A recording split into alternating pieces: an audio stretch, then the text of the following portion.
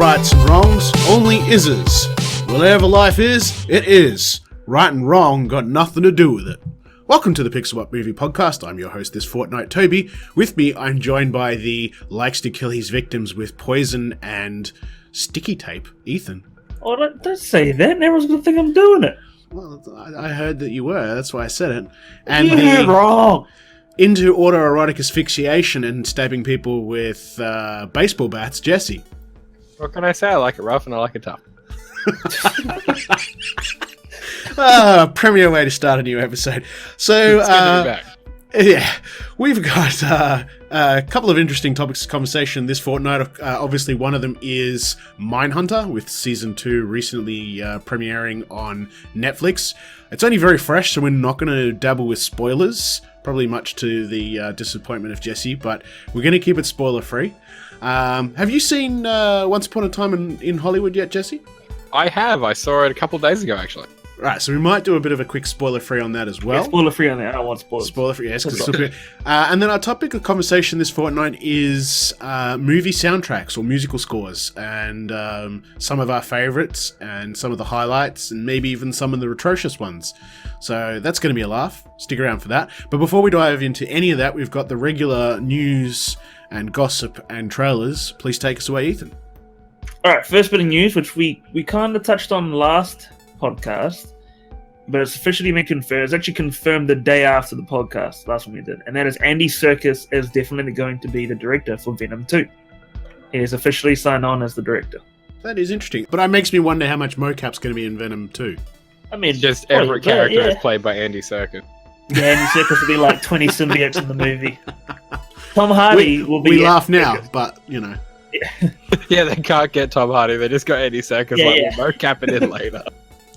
But no, Andy Serkis is great. I really like him. So this is good. And not only that, apparently Tom Hardy has had a hand in writing the film too. That's not unusual. No, especially for Edward Norton had a big play with like the original Hulk film. But apparently he likes to dabble in like all the movies he's in to rewrite them all and whatnot. But so this could be good. This could be pretty good. Next we have Amazon has picked up a ghost hunting show starring Simon Pegg and Nick Frost. Oh yeah, which is weird.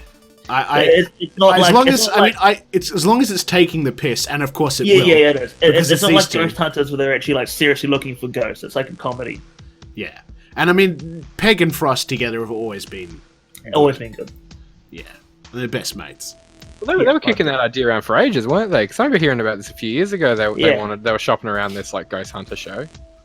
Next, we have Event Horizon series is apparently in development at Amazon. Yes! Which this kind of came out of like nowhere, which is great because I've actually watched it for the first time like late last year.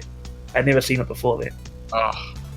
And now I've got a rumor going around that John David Washington, who is currently filming Christopher Nolan's Tenet movie, is apparently up for the role of Harvey Dent in the new Batman movie.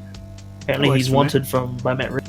No, apparently it'll feature Catwoman, Riddler, Firefly, the Penguin, and Harvey Dent were the villains in that movie, which is a lot. Why Firefly?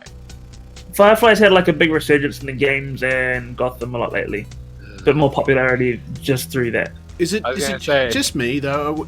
Is anyone else starting to get a little fatigued with these DC reboot every 30 seconds? I don't know what you're talking about. Not EU, not connected. Aquaman, Wonder Woman. It's just like, look, I mean, even though I'm looking forward to the upcoming Joker film, this is like the 5th version of the Joker in a decade or something. I don't know. I would like a little consistency, but I'm just not seeing it from the DC camp. I'm sorry to go off track there, but and as much as I'm keen to see Washington play Harvey Dent, I think he'd probably do it really well. It's nothing. No offense to him. I'm just sick of the constant reboots and recasting and just It's like watching DC try to excite people with new casting choices, but they're really just like throwing stuff at the wall and seeing what's... Yeah, exactly. Yeah. Next we have a trailer for The Addams Family, new animated movie coming out in October. Yep, starring... Looks like a bit of fun. I would kind of like this to have been live action with who they got for the cast, though. That's like the only problem I have with it. You get Oscar Isaac. He'll look great as a live action Gomez. You look at him in like Sucker Punch, and he's perfect. You got Charlize Theron as Morticia. Give her like long black hair. Done. It would have been great. You had to have those two in live action, and assuming that would have been great. But we got this animated one instead, which also has Nick Kroll as Uncle Fester and Snoop Dogg as Cousin It.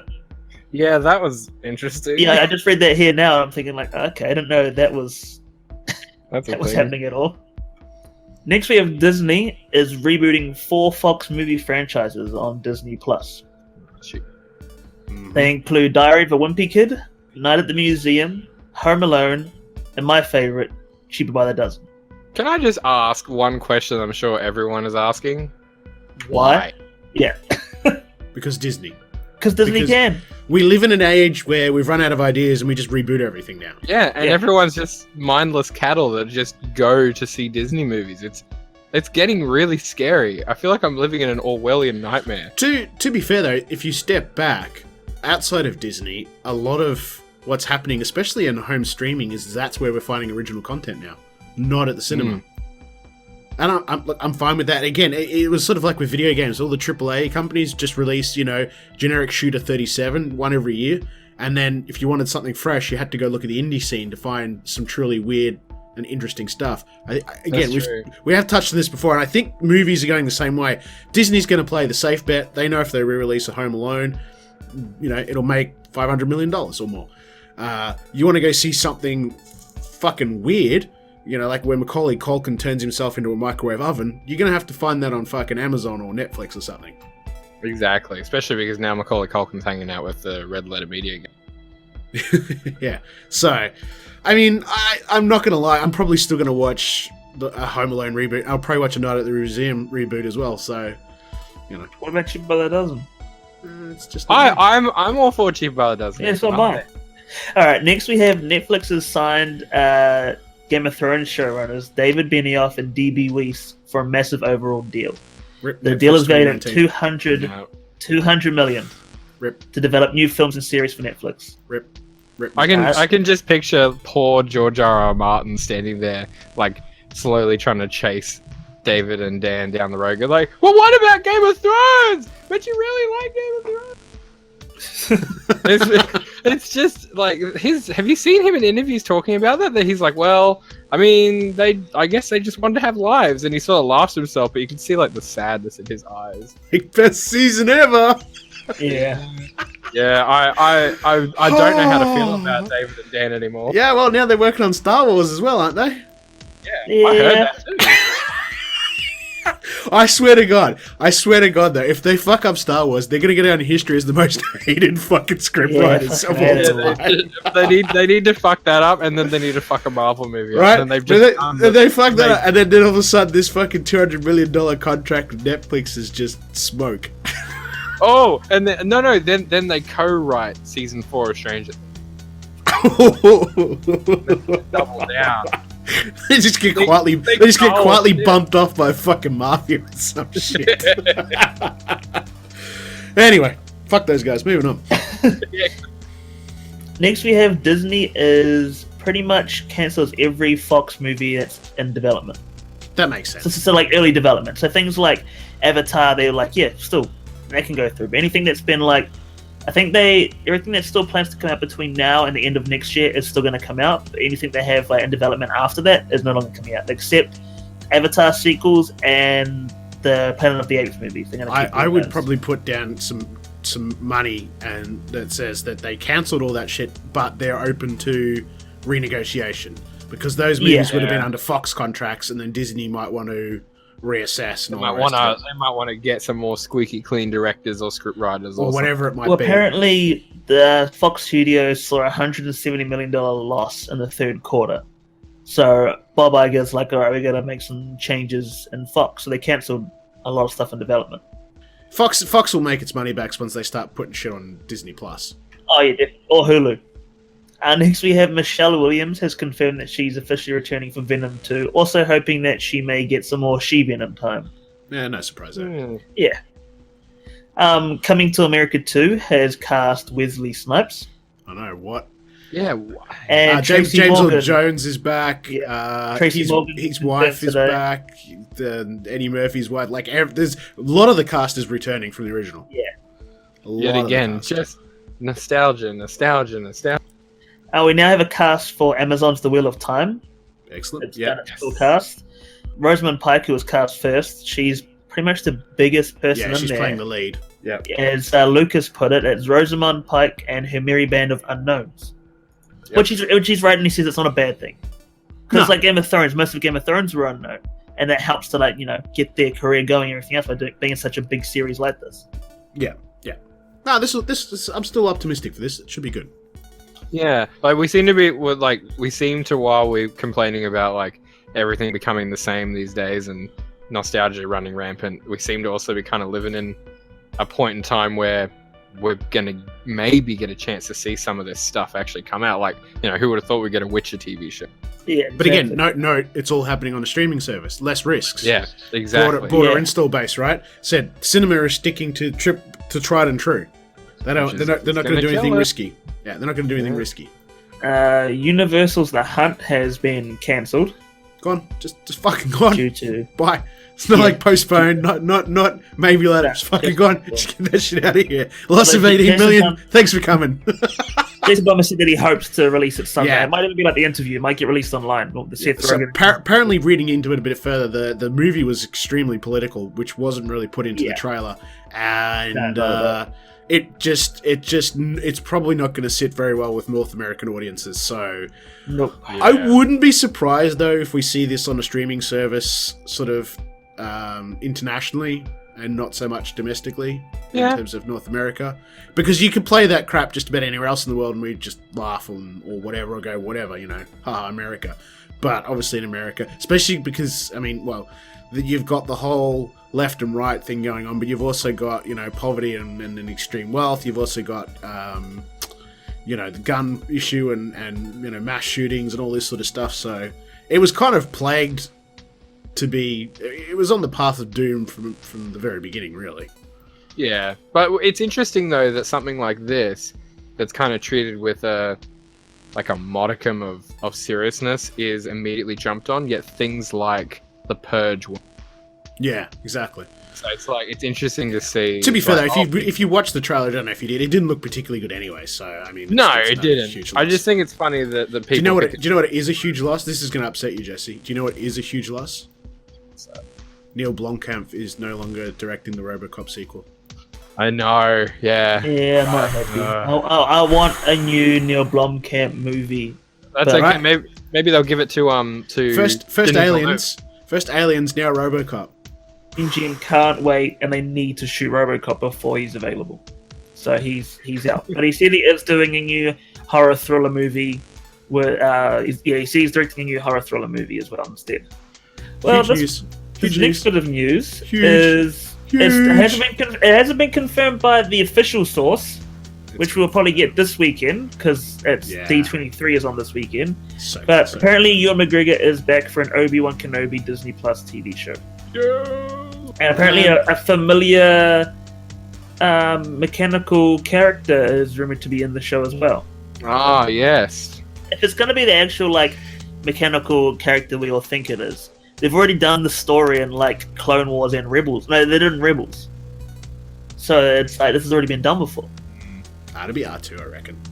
No, it's gonna be fucking Darth Maul. You just shut up. If it isn't Darth Maul, they're gonna piss everyone off. Oh yeah. It was hinted at from Solo. Yeah. But no one cares about Solo. It's not canon anymore, is it? Yeah. Yeah. Nah. I like Solo. I was gonna say. No. I like that though. I'm just saying, it was that poorly received. It may as well not be canon. Because I'm on the fence of Star Wars now. I've been there a long time, since 77. Anyway. And something else that. No one cares about. Mortal Kombat. Cool, next. Don't you have Ludi Lin, who was the Black Ranger in the Power Rangers movie and was recently in the Striking Vipers episode of Black Mirror, has been cast as Liu Kang. Tadanobu Asano, who played Hogan in the 3 Thor movies, is in negotiations to play Raiden. You have Mickhead Brooks, who is in Supergirl as Jimmy Olsen as Jax. And a newcomer, CC Stringer, is playing Melina. This looks like it's shaping up to actually be a really damn good movie. Hopefully, yeah. I hope so. Nope. Yep. No, It'll kick the ass of Street Fighter, that's for sure.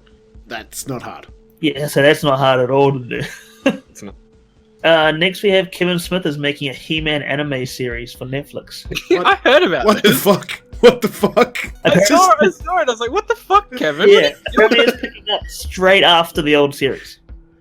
Oh, okay, so it's a sequel to the 80s series. Yeah, it's going to pick up straight after that, apparently. So he's just going to be singing, "What's going on?" Oh, knowing Kevin Smith, he's got to put something like that in, even if it's just like at credits. So I mean, Yeah, he's right. like writing it and doing all that stuff, and another company's like doing all the animations for it. But yeah, I think he's showrunner for it. I feel like Kevin Smith just doesn't give a fuck anymore. He He's just says- like banking all his podcast money and making dumb. He's just having fun. He says it will focus on unresolved storylines from the 80s show featuring familiar characters and what Smith says could be the final battle between He-Man and Skeletor. Next, we had a trailer for Underwater, God, this Are looks you- terrible. horror thriller movie starring Kristen Stewart, T.J. Miller, John Gallagher Jr., and I can't remember her name from The Girl from Iron Fist. Oh, what are you talking about, Toby? That's Jessica not- Henwick. Oh. This isn't one that I'm like rushing to watch because it's just water stuff and it just freaks me out, so I'm not going to watch it. It's just... It doesn't This look... this It doesn't look... looks bad. bad. Yeah, it does. It looks weak Which is as really... water. I mean, I'm not a huge Kirsten Stewart fan, but after I saw it in... Was it Charlie's Angels? That's Oh. In the trailer for that, and I thought, wow, she looks really... Like, she's changed... Yeah. You know, she's on the... She's broken typecast, she's looking good. And then I saw her in this, and then I immediately lost all interest in her again. Well, she's really good in an indie movie called Personal Shop.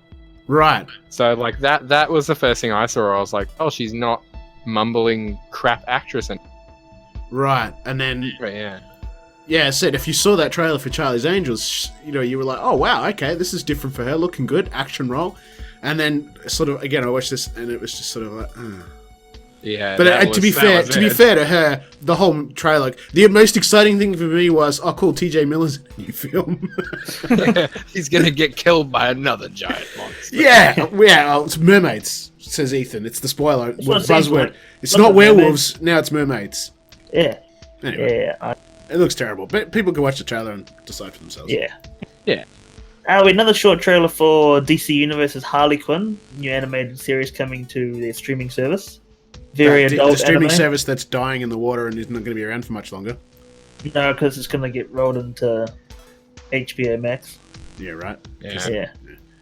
It's kind of a good. That's like a saving grace that it got picked. That it's probably going to get rolled into that because most people didn't even know it existed. So Yeah. or that it was actually up on. Yeah, Which would help it a lot. Help all the Didn't get a lot properties of on it. fanfare. Yeah.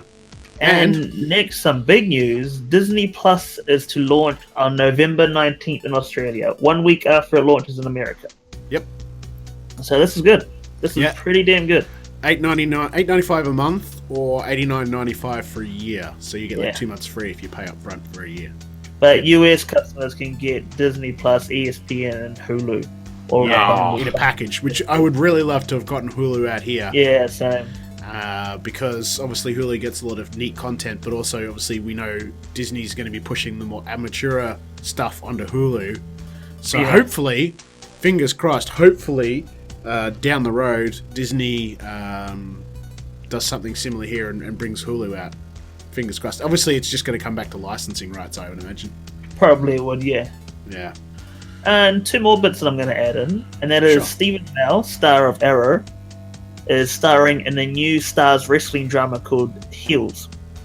Now he's been in Arrow. They're currently doing their 8th season. He's been in some professional wrestling matches. He's appeared in WWE and some more independent ones. He's really big into wrestling, so this is big for him to move on to after Arrow's been done. And he's also hinting that Cody Rhodes, who's a wrestler, to help him with the show, in which he replied, Oh. yeah, I'll help you. Wow. So this is the next big thing for him. And lastly, Michael Rooker has joined the cast of Fast and Furious 9. Oh, really? Yeah. Wow. Yeah. Is that all the news then? Yeah, that's all the news. Nice, thanks, Ethan. So we put a poll up after last fortnight's podcast, and the question was, do you think movie critics are still relevant or needed in 2019? And the short version answer to that was 39% said yes, 61% said no. So if you want to listen in on more about that conversation, go back up an episode on the podcast and where we discuss that. What are your thoughts on that, just quickly, Jesse? Yes, everyone's out of it. Thanks. All right. So you recently went and saw Once Upon a Time in Hollywood. I did. Do you want to slap down a quick spoiler free on us? There is I know Jay already did an article review for us on the website, but I'm always keen to hear your thoughts. Yeah. I'm quite. Actually, I read his and I was like, that's interesting because for the last 2 Quentin Tarantino movies, I guess I just haven't been on the same page as everyone because I really liked Hateful Eight, but I thought it was way too long, and there was a lot of sequences that I really appreciate that Quentin Tarantino loves filmmaking, but sometimes he appreciates filmmaking way too much in a public way. Like, there's just so many sequences in Hateful Eight that are far too drawn out, in my opinion. I thought they could have been trimmed a bit, like just a little bit. Same with Once Upon a Time in Hollywood. I watched it with my partner, and she absolutely loved it. And the whole time I was looking at her face, and I thought that she had gone slack-jawed from boredom. But that's just how she looks when she's really into a movie, so... Because I could make all sorts of really bad insulting jokes towards you there. I was sitting there, I'm like, wow, this movie is... on your wedding day when she's looking at you like that, you're not too upset. a fly lands on her eye, and she's like, I'm sorry, I just stopped listening to you. But no, like she loved it, and which was great because she's not like, she likes Quentin Tarantino, but she's not a massive Tarantino fan, so it was good to see someone who was sort of like a regular, like just movie watcher that watched this, and she liked it, but she thought that there was bits of it. I agree with what Jay said in his review, where he said that there are plot points, like side plots, that don't serve like a narrative. They don't get wrapped up in the end. Is it just faff and wank thrown in for the sake of faff and wank? It really, like, in my opinion, I'm probably a bit more vicious than what Jay said, because I would have given it probably a 70 out of 100. Right. Maybe a 65, because I thought it was good when it was good, but at other times I thought that there was big chunks of that movie that just don't serve So the director's cut would actually be shorter? Oh God, I hope so. Yeah. I really All right then. so. Well, I mean, obviously people will go see it and make their own opinion. Yeah, it's at least worth seeing, right? Yeah. Yeah, and I mean, it's like, go see it for the sake that people should support Tarantino making movies that don't get made anymore. Like they say, it's got a very Butch and Sundance kind of vibe about it. This is like an old world movie, but yeah, it is a bit dull in places for sure. I'd say it's my least favorite movie he's done, but that's a lot of people say Jackie Brown, but I love Jackie Brown, so this is the least decent Tarantino movie, but that's still a high. Fair enough. All right, we're going to move into some Mindhunter now. We're going to keep it spoiler free because it only just dropped over the weekend, and so it's quite possible a lot of people haven't finished watching it yet. Myself and Jesse have. I binged it pretty hard. I know Ethan's still plotting his way through season 1, so I'm not sure how much he's going to be helpful here. But I'm just going to zone out and read something. It's all good. Take your time, Ethan. Mindhunter is a laborious show. Yeah. Really, you think that? Okay. What did you think of? Well, I mean, give me a super brief what you thought of season 1 then. I thought season 1 was really good. I thought season 1 was like season 1 of Stranger Things. I thought it was like, it did everything it needed to do really well. I don't think it really could have improved much. And I love the way David Fincher shoots anything. So, my fanboyism just really. Yep. So, I would the thing I love about and season 2 carried this on. Season 1 was where it started for me though. Is it's like you say with Fincher, it's flavored, it's detailed, it's technical, and it's brilliant in all aspects of that. If that makes sense. Yeah, the way that he shoots things, I feel like David Fincher does mood in movies better than pretty much anyone. He's not a Stanley Kubrick, but he's kind of on the path. Does that make sense? Yeah, he's like I really like Denis Villeneuve. So, and I think him and Fincher are very similar because they manage to give a movie a vibe without it being really obvious, whereas Stanley Kubrick's heavy-handed with the violence. Yes, so I think like Fincher's not going to put, you know, a can of food with an Indian head on the back that's got some subliminal meaning. That's not his style.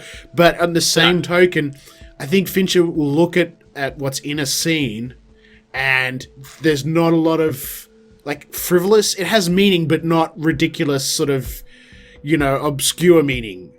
Yeah, it's not, and it's also not. He doesn't go so far with like the way that he directs things that it becomes like artsy fartsy, like Stanley Kubrick's been accused of, where people look at it and you're like, oh, that's a bit.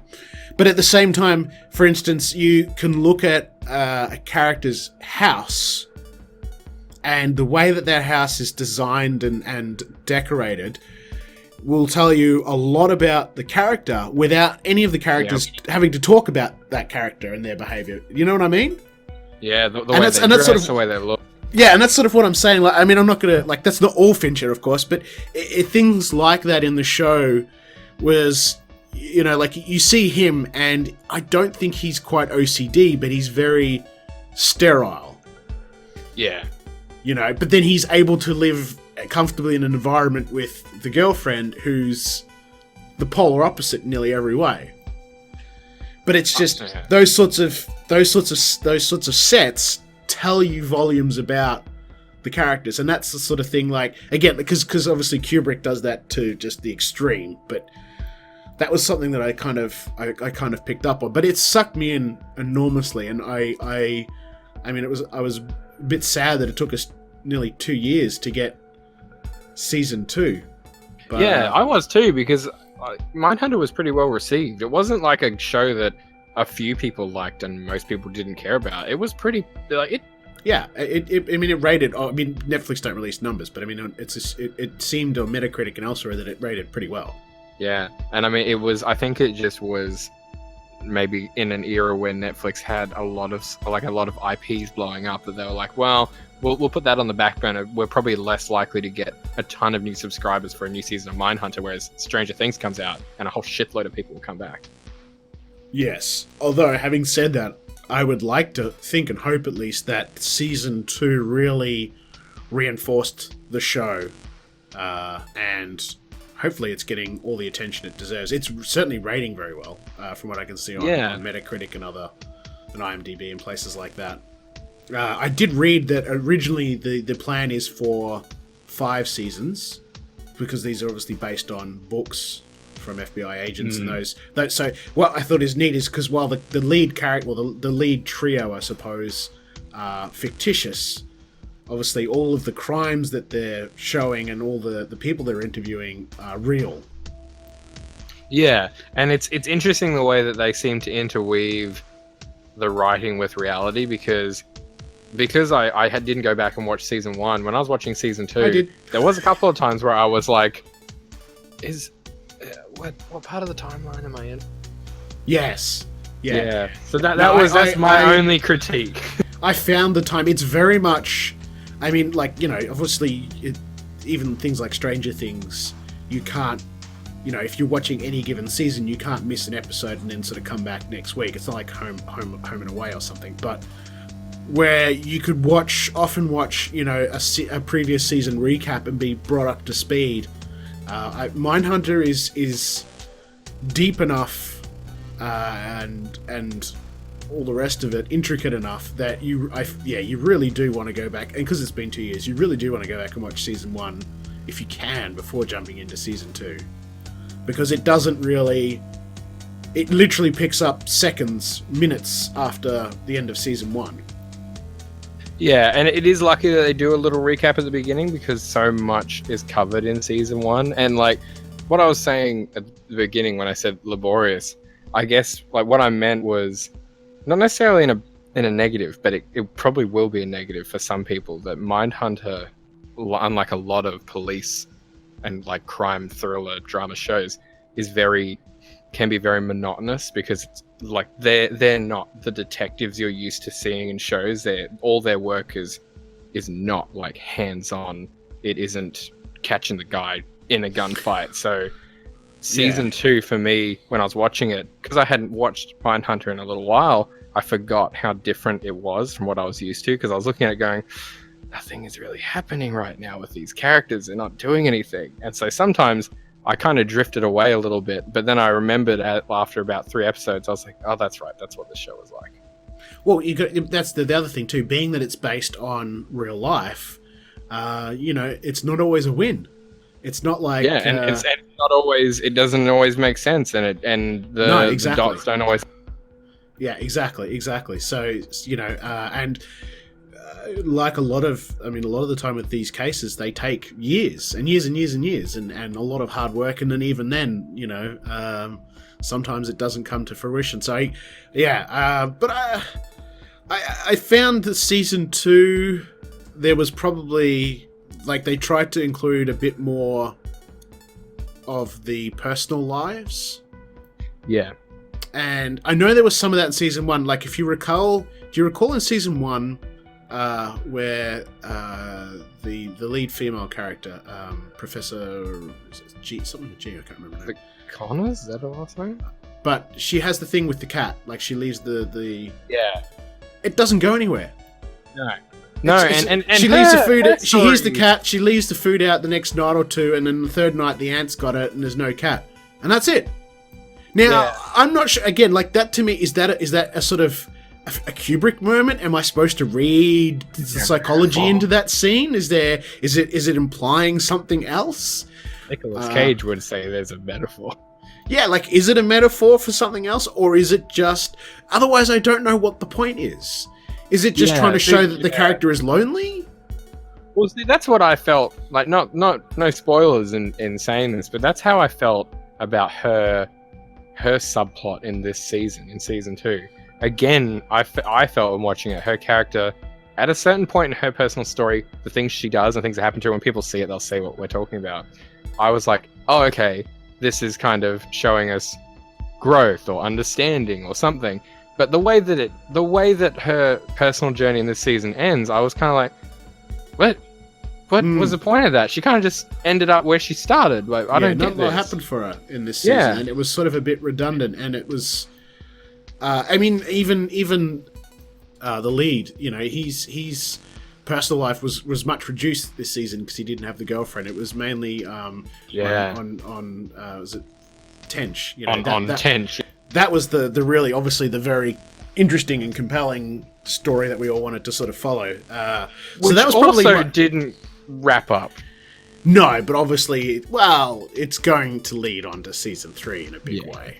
But I felt just, like you said, her story went in circles a little bit, and it just sort of felt a bit redundant. And I think mainly the reason was because she had so little screen time in the main story. She didn't play as big a part. She doesn't really have a lot to do with not in this season. Core case, No, she was a bit of a Klingon this season, and that was why you sort of, when you're watching her, it was kind of like, what's the point of this? It's just, but it was interesting. It was only 9 episodes, not 10. Season 1 was 10, so they're not stressing about trying to meet a certain minimum number of episodes. Obviously, they're just telling the story. Incidentally, too, that again, I'm so terrible with names, but the lead female, she's an Australian actress too. Yeah, it's all she's in Fringe. Yeah, I frequently forgot that it was not like Kate Blanchett. Right? Yeah. Frequently, I was like, no, it's not. No. Yeah, but I thought it was very, very, very, very good, and I binged season 2 pretty hard. I mean, I watched season 1 all over again. And if it's been a long time since you've watched season 1, definitely watch it again before you go to season 2. It will help. Yes. And I thought season 2 was really good. I really enjoyed it. I hope it hasn't been confirmed for a 3 yet. It'll probably take a week or 2 before we hear from Netflix, but I hope it's confirmed. I'd really like to see it before another 2 years have passed, because unlike season 1, which kind of, it did leave on a small cliffhanger, but it did close off. There wasn't a lot of hanging open questions. This one, there's more. Like, there's a lot still going on, and we're like, well, what's going on here? And we want to know what's happening with this person and this character. And and I think that could potentially leave like a sour taste in some people's mouths, because this season didn't to me feel as tight as the first season.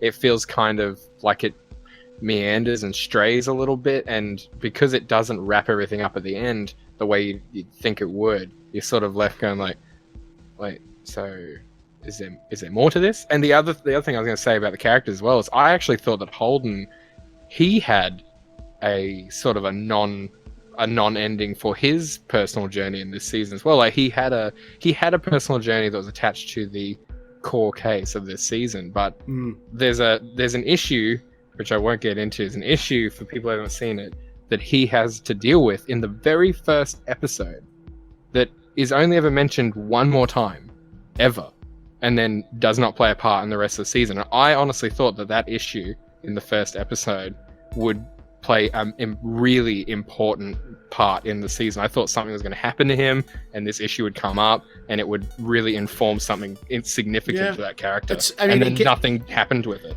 Yeah, I wonder then how, it's rather than a plot point, it might have been something that was real, and in which case, if it's real, then, and it's not, that means it's not a plot point. It's a case of, it's like maybe he just had some meds and he got better.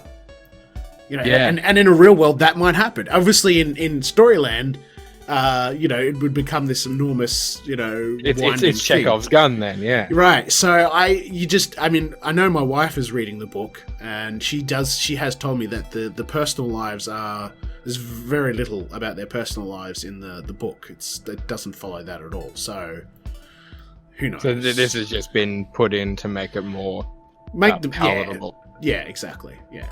I thought season 2 was good as well. I thought it wasn't as good as season 1, but I do think it's still a good show. I think it's still really good to see. It's up about it's 8.9 or something on IMDb at the moment. Wow.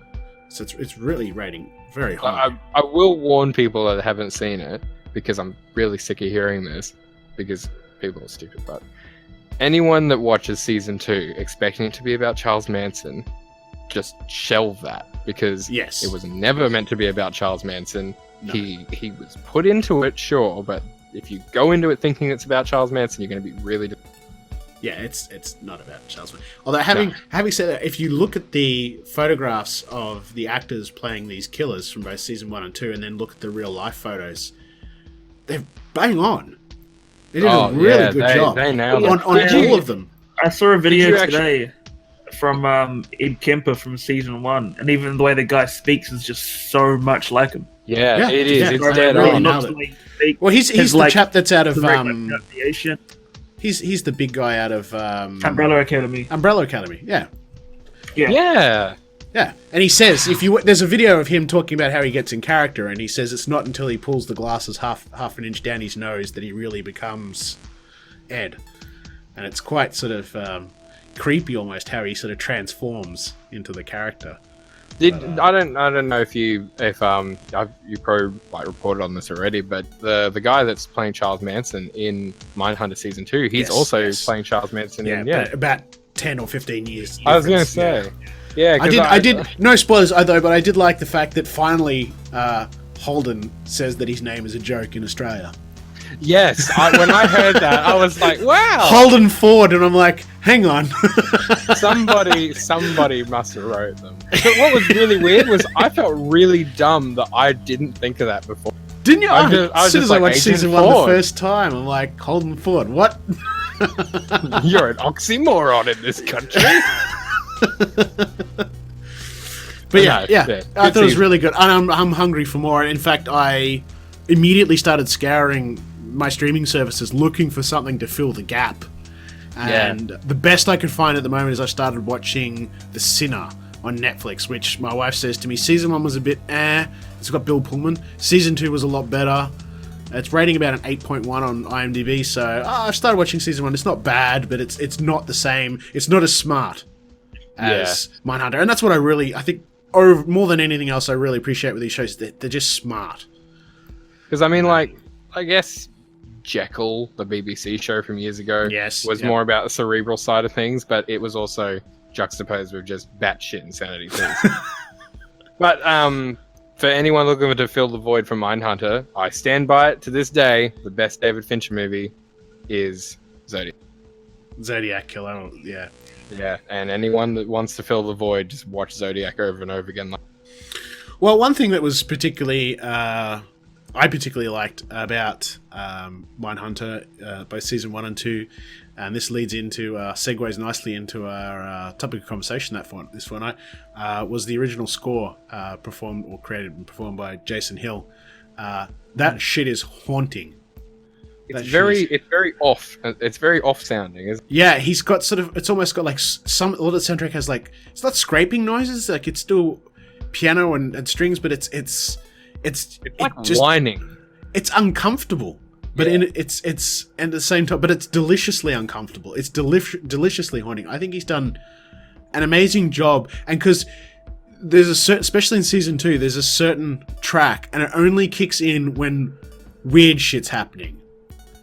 And and you hear that track, like, you know, you'll see, again, we're not going into spoilers, but you'll sort of see Tench coming home, and that song kicks in, and you know what's about to start happening. Like, that song seems to follow Tench specifically. It does, doesn't it? It pops up a lot with him. Because I was wondering, because I was trying to see if it had a track name. But I was actually I went through the official score, and I couldn't find that particular sample anywhere. So maybe it's a new piece for season 2, but it's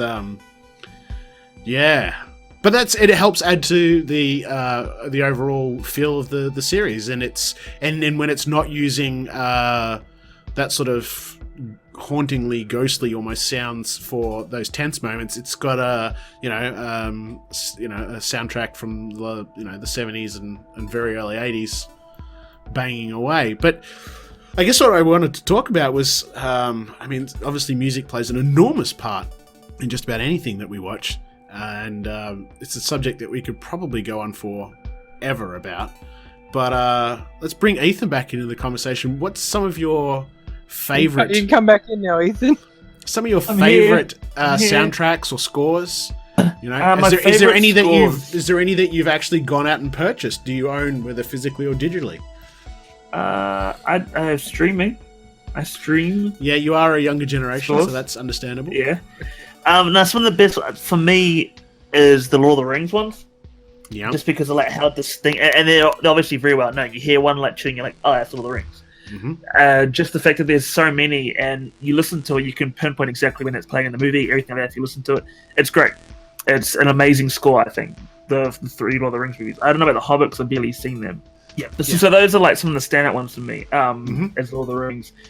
Another one that's great is John Murphy, who you'll know from like 28 Days Later and Sunshine. Yes. One of the songs from 28 Days Later and A House and a Heartbeat is being used in so many movies and game trailers and things like that. It's a great bit of music. Mm-hmm. I really like that. Also, Daft Punk doing the score for Tron Legacy was also absolutely amazing. Oh, yeah, that's a great one. That's great. It fits with it well. It's just perfect fit for that kind of movie. Mm-hmm. And they didn't go over the top with it either. No, it was great. In terms of more commercial songs, but still created for the soundtrack, Black Panther's soundtrack, curated by Kendrick Lamar, handpicking artists to do that soundtrack, is great. I love every single one of the songs in that. I thought that was amazing. Spider-Man Into the Spider-Verse is another one. All those songs were created for the film, and they are all great. Another lot that I really love. Mm-hmm. Yeah. I've been like, sorry, go on. No, I was gonna say, is there a movie that you can think of? This is a hard one, so we might have to leave you think while we talk to Jesse. Is there a movie that you've watched and you thought the movie or the TV show was terrible, but the soundtrack was really good? Yep. Yeah. Okay. Blade Runner 2049. Oh, and that was the last we ever heard. I'm kidding. I just thought that soundtrack was great. Like. I don't think the movie was bad. I thought it was a good movie, but I did enjoy the soundtrack a lot more than the movie. Okay, that's just me. Like, it was still a good movie. I just thoroughly enjoyed the soundtrack a lot more than the movie. Yep, that's fair. I don't think I can pinpoint like a soundtrack of enjoy. Actually, no, I can. Suicide Squad. The soundtrack for that was way better than the movie. Fair enough then. I'd agree with that too. Actually, the amount of different music they picked for it, whether it made it into the movie or not. Yeah, it's actually It's a pretty good. Yeah. All right. Well, this now this will take a while. Go on, Jesse. Lay it on us. What's the good stuff? Well, like I really really love what's his name? the guy that they picked for Split. I can't remember his name. I'll find it for you. Wes Dylan Thordson. Yeah, he's got a funny name. Yeah, no, Wes Dylan Thordson. He did the original score for Split, and I thought Split had an amazing soundtrack. He went on to do a bunch of different stuff that's he's been reused quite a bit, and same with he's got a similar sound to the guys that did the score for Haunting of Hill House, which I think is one of the best scores in the last couple of years. Mm-hmm. But I mean, like, honestly, one of the best people that I think's working these days is Junkie X. Is it XCL? Yes. XXL. He's done a lot of good stuff. Excellent. Like Mad Max. Oh, sorry, Mad Max is another good one. Yeah. Fury Road. Brothers in Arms is probably the best single score I've heard in a movie in a long time. Like, every time I hear that song, I can see like Mad Max going up and down that truck, like trying to like wrestle down that truck, and it's such a punchy, excellent score. Yeah. Well, he's the lead chap or whatever it was out of 9 Inch Nails. He's done a lot of soundtracks as well. Oh, Trent Reznor. Trent Reznor, yeah, he's done a lot of soundtracks as well, I believe, has he not? Yeah, he has. And he's done a few good ones too, I'm pretty sure. I just thought of another one. Give me a sec. Well, while we're waiting, Jesse's got a list. List a mile long, I'm sure. Well, I love James Newton Howard because he's done a lot of music for M. Night Shyamalan's movies. Like, I think The Village has an amazing score. When I left my list, you're gonna kick yourself. You're gonna, oh yeah that, oh yeah that, oh yeah that. Well, I'm gonna beat you to it with. All right then, come on then. Blade Runner has one of the best soundtracks ever. Like Vangelis. He nailed it. Damn straight. I own that on CD. I have it on CD. Yeah, I've got it too. Yeah. I can't remember who did the music for Blade Runner 2049. It was the same guy that's worked with Denis Villeneuve a bunch of times. It wasn't Johan Johansson because it wasn't him. No, it was originally, and then Denis felt that Johan wasn't giving him what he wanted, and so he changed. And then of course that was very sad because not long after that Johan passed away. Yeah, that's right. I remember that. Yeah. So what I was thinking is John Powell. He's done a lot of animated movies, but I love his work that he did on How to Train Your Dragon. Yes, yeah. And his score in How to Train Your Dragon, there's like one song you hear all the time for How to Train Your Dragon, and it is so great. And then you have John C., who's the vocalist for Sigur Rós, the Icelandic band. He also does some solo stuff that he did songs for it as well, and that's great as well. I mean, I'm guessing that most people would probably lynch us if we didn't mention Ennio Morricone, because he's finally gotten an Academy Award for doing scoring after like 60 years of doing it. He's great. I've got like so many CDs of his music. Some of it is really, really awful to me, but I think some of it is just amazing. And I mean, you can hear classic cinema when you listen to him. What about yourself? What did you have on your list? Well, one of the first soundtracks I ever bought as a young man, again on CD-ROM, it wasn't quite vinyl, but was the Conan the Barbarian soundtrack by Basil Polidorus. He did Destroyer as well, but that's actually really hard to get. But yeah, big orchestral, lots of big brass and stuff like that. It was just Arnold. Yeah, but I was a big fan. I can't believe you didn't say Labyrinth. Well, I left that for you. I knew you would say. Yeah, I mean, come on, Labyrinth, David Bowie, classic soundtrack. I've got, like, and even if you're not a massive fan of the movie, I mean, people know all the words. So, great soundtrack. Best song from the soundtrack though.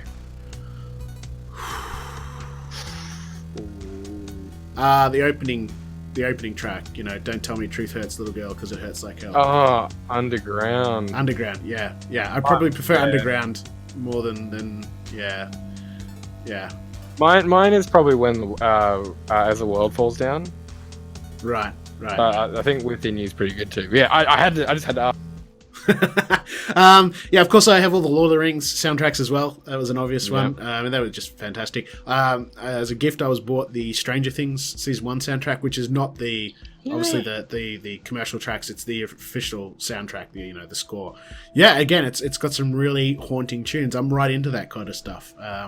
I really feel like, obviously, with that as well, we'd be remiss not mention John Carpenter too, because he absolutely.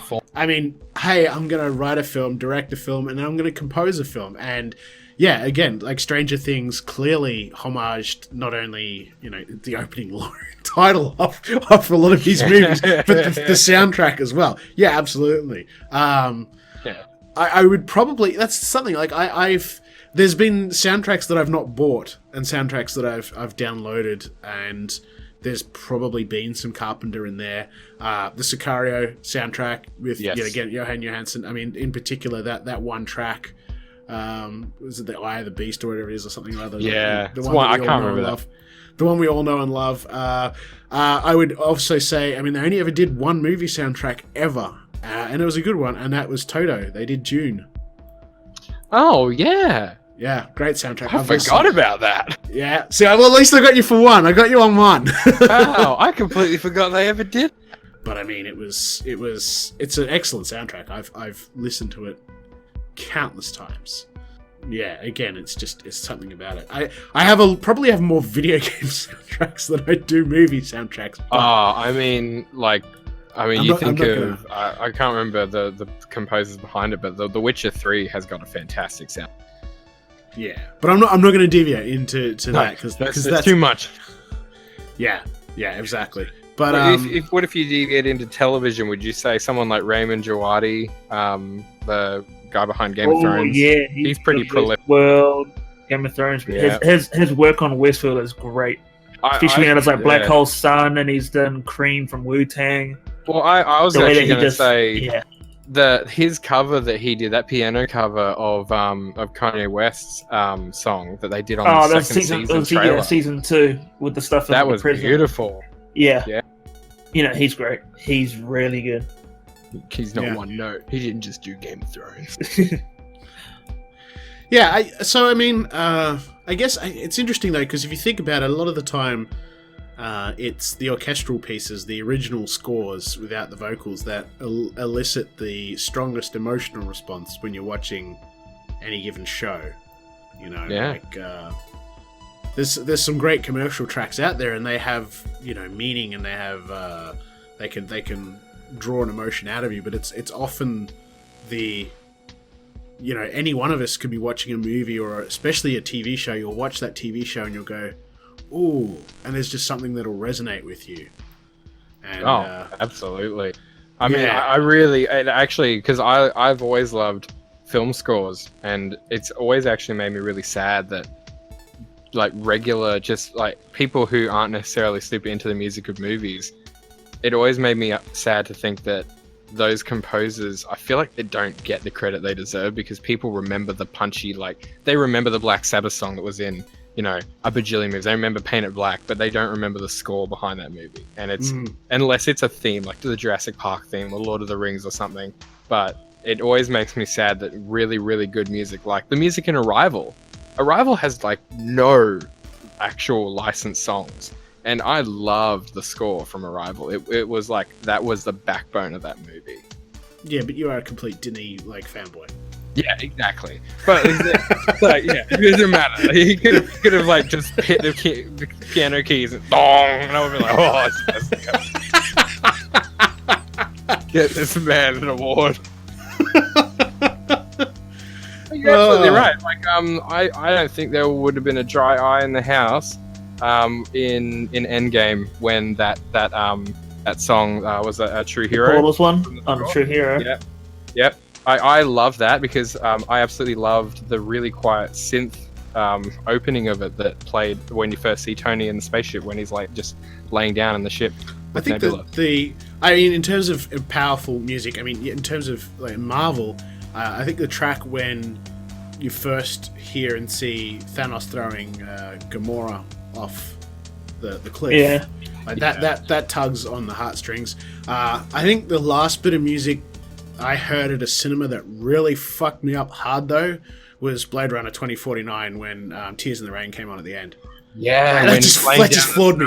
That just floored me because they'd been teasing all you through could the hear soundtrack. Little bits of it, little Vangelis, motion. you were teasing. Yeah, they teased Vangelis the whole movie, and then to play that at the end just floored me. And to juxtapose the characters too, because that shows how powerful the music is. You hear that track, and you remember Roy Batty. But the fact that those characters are so different but so... Yeah. That just knocked me out of the ballpark. Yeah. But again, if you took the score away and he just lied down and passed away, you know, it's nothing. No, that's right. So. I've got to say, to be honest, the best score I've heard in a movie in a long, long time, that really like smacked me about in a cinema, was actually Rocketman. I think that Rocketman has a better musical backbone than Bohemian Rhapsody did. Every song that they did in Rocketman is original, sung by Tara Egerton, and recomposed, reworked, had Elton John's stamp of approval. So it's definitely like all original for the movie. And it like some of the songs I played were so different. They got like one of them, Saturday Night's Alright for Fighting, has got like an Indian flavor at one point. It sounds like it's done for a Bollywood movie, which is really different, but it worked. But there is so many songs, people haven't heard it. Go out and listen to the Rocketman score and just listen to how they did certain songs. Like your song, it made me cry. It was really, really beautiful. Right. Yeah, like, ooh, a surprise recommendation. And obviously Howard Shore for Spotlight. I mean, I think that was the best score of that. Well, Shore did. Obviously, he's done a lot of stuff, so Oh. Yeah. Well, I mean, again, like I think we could probably waffle on for ages because there is so much good music out there. But what would be really interesting, I suppose, is if we could get some feedback from listeners. So I'm going to throw a post up on our Facebook page and just see if we can get maybe ask a question. How something along the lines of how important is an original score versus compilation of existing tracks. That might be a good question. Which is the actual theme to Jurassic Park? Is it the Jurassic Park theme or is it Welcome to Jurassic? No, but I'd be interested to see if people prefer an original score over, say, a collection of a mixtape. A mixtape, yeah. I mean, like Guardians of the Galaxy, there is an original score that goes in that, but can you remember any of it? I mean, you probably can't. All you can think about is all the amazing tracks that they've put in it. Yeah, no, I honestly can't remember it. No, it's. I mean, I'm sure there's some orchestral score in there. It's completely outweighed by the mixtape. So yeah, that might be an interesting question to put into a poll, and then hopefully we'll get some feedback from listeners, and they can let us know some of that. Because I have no doubt at all. There's obviously going to be some movies and TV shows we've completely not even thought about that we should have. Well, I mean, like you mentioned Marvel, like I'm sure Ethan would probably agree too. I dug the score for Thor Ragnarok. I thought it was absolutely amazing. It was a wicked score. Yeah, it was very Carpenter again though, wasn't it? Yeah, it was very synthy, so yeah. Okay, so anyway, get it. I'm predictable. He loves Denny, but he also loves John, and that's fine. But yeah, we might pop that up on Facebook, and then we'll see if we get some feedback from listeners, and then we can bring that up in the next podcast. But kind of running out of time, so what do we got coming between now and next podcast, Ethan? I think the only thing we give two shits about is Dark Crystal, really. Oh, of course. That's about it. So you've got what's it this weekend? You've got on Netflix the Suicide 13 Reasons Why. Yeah, that one. Yeah, half past. So, like, I love how nobody cares. No, well, some people care, but I don't. Yeah. And then it's not. And then it's the end of the month. It's the weekend after. So just before the next podcast, we've got Dark Crystal on Netflix. Yep. Well, like I mean, recommendations for stuff that's out at the moment. People could go watch The Family. It's a new documentary series about a church group that's integrated in American politics. And, yes, I watched that. If you want to watch something terrible, which apparently isn't that terrible, so I can't say actually. That's not very fair of me to say, but it looks really cheesy. There's a crocodile movie. It's a documentary. It's not really a real life drama. It's a documentary. The Family. Oh, I thought you were talking about Crawl. I was like, no. Yeah, no. It's not bad. It's just a 5-part documentary. It does dramatize a couple of scenes, but by and large, it's a documentary. It's not bad. Yeah. Of course, a big one, if you haven't seen it, is Spider-Man Into the Spider-Verse is now on Amazon Prime as well, which I watched for the first time, and that was really good. I enjoyed that. But have we got anything else coming out at the cinema in the next 2 weeks? It's Angel Has Fallen. Right, with old mate. Yeah, that's getting a bit long in the tooth. I didn't mind them, but Yeah. it's a Netflix watch at best. Yeah. That's about it. Oh, yeah. Quite Yeah, time. there's not a lot Yeah, going on. no, the week that we do the podcast, Chapter 2 is out that week. Right. Oh, yes. So we'll do the podcast on the Monday, and Chapter 2 is out Thursday. Right. Okay. Oh. Yeah. That'd be good. That's going to be a good one. 2 hours and 45 minutes. Yep. Mm. Bloody long. All right, then. Well, we'll be back next fortnight. Thank you very much for listening in. Huge thank you to our Patreon supporters. Your contributions are very much appreciated. So we'll be back next fortnight with, obviously, a whole bunch of Dark Crystal. Ethan will have watched the whole thing 6 times over. I believe you're gonna stay up and watch the whole thing.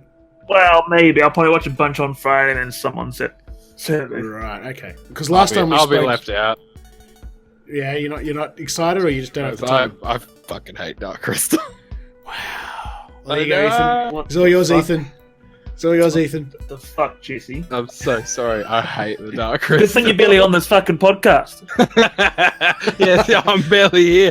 He doesn't even But what if Jesse? What if it does? You see, you have to watch it. You have to watch it, and you have to get everyone else to watch it, because if it does really well, then they might do a Labyrinth TV series. Yeah, well, see, that's see? the thing. Yeah, See? I'm a rogue agent. Well, apparently Duncan Jones is working on like a Labyrinth sequel. So. Yeah. We'll see. Just leave it alone. All right then. Well, that's it for us. Thank you for joining us. We'll be back next fortnight. Until then, keep listening to those soundtracks.